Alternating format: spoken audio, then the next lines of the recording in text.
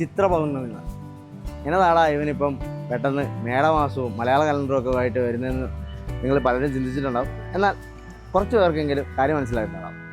ഇന്നാണ് മംഗളാദേവിയിലേക്കുള്ള വഴി തുറക്കുന്ന ദിവസം. അതിൻ്റെ തിരക്കാണ് ഈ ചുറ്റും മൊത്തം കാണുന്നത്. So all my Flyvilers, welcome to Flyvil. നമുക്ക് മംഗളാദേവിയിലേക്ക് പോകാം.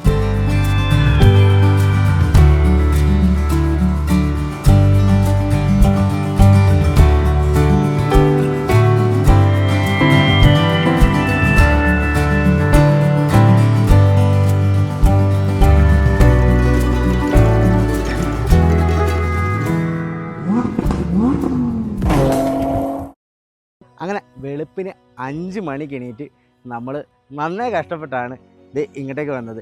ഇവിടുന്ന് വഴി എന്ന് പറഞ്ഞാൽ ഭയങ്കര രസമായിരുന്നു. ഫസ്റ്റ് ആദ്യം നമ്മൾ അനുഭവിച്ചൊരു പ്രശ്നമെന്ന് വെച്ചാൽ, നമ്മൾ ഇവിടുന്ന് കുമളി സ്റ്റാൻഡിൽ നിന്നാണ് ഈ പറഞ്ഞ യാത്ര ആരംഭിക്കുന്നത്. അവിടെ ചെന്ന് നമ്മൾ ക്യൂ നിൽക്കാൻ നോക്കിക്കഴിഞ്ഞപ്പോഴേക്കും 1 കിലോമീറ്റർ രാവിലെ വെളുപ്പിന് 5 മണിക്ക് അതിന് മുൻപേ 1 കിലോമീറ്റർ മേലെ ക്യൂ ആയിരുന്നു. ആ ക്യൂവിൻ്റെ അറ്റം വരെ നമ്മൾ നടന്നു നോക്കി. അവിടെ ചെന്ന് കഴിഞ്ഞപ്പോഴാണ് ക്യൂ നിന്ന് ഇവിടെ എത്താനുള്ള പരിപാടി നടക്കുകയില്ല എന്നുള്ളത് നമുക്ക് മനസ്സിലായത്.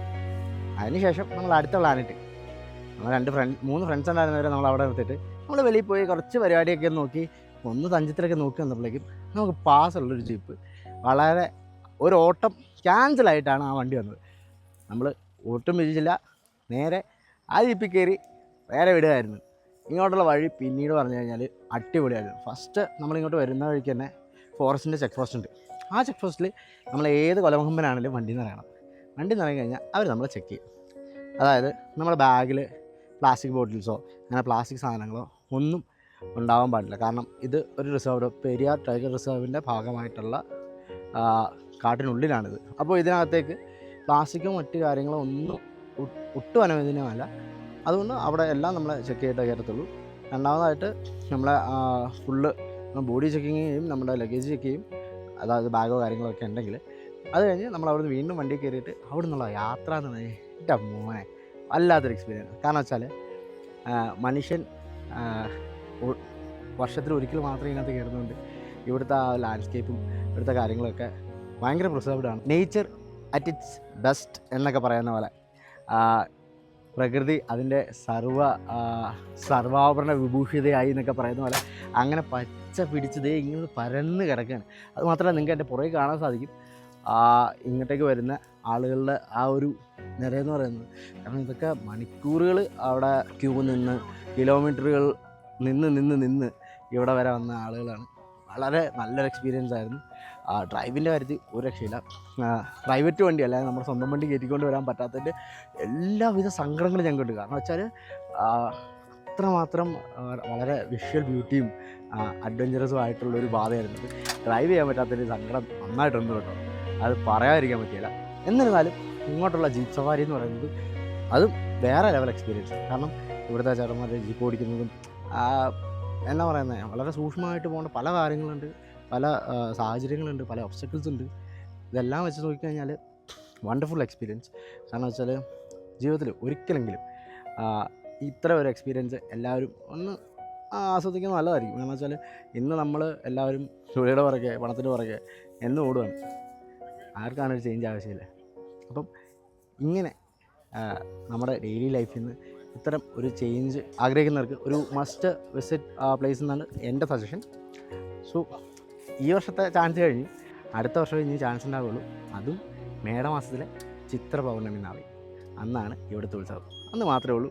ഇന്ന് ഇത് അടച്ചു കഴിഞ്ഞാൽ തുറക്കുകയുള്ളൂ. ഇവിടുത്തെ ഒരു എക്സ്പീരിയൻസ് ഞാൻ കൂടുതൽ വളവളാന്ന് പറഞ്ഞ് നിങ്ങളെ ബോറടിപ്പിക്കുന്നില്ല. ഇവിടെ കണ്ടറിയാനുള്ളതാണ്, അത് നിങ്ങൾ കണ്ടു തന്നെ അറിയാം.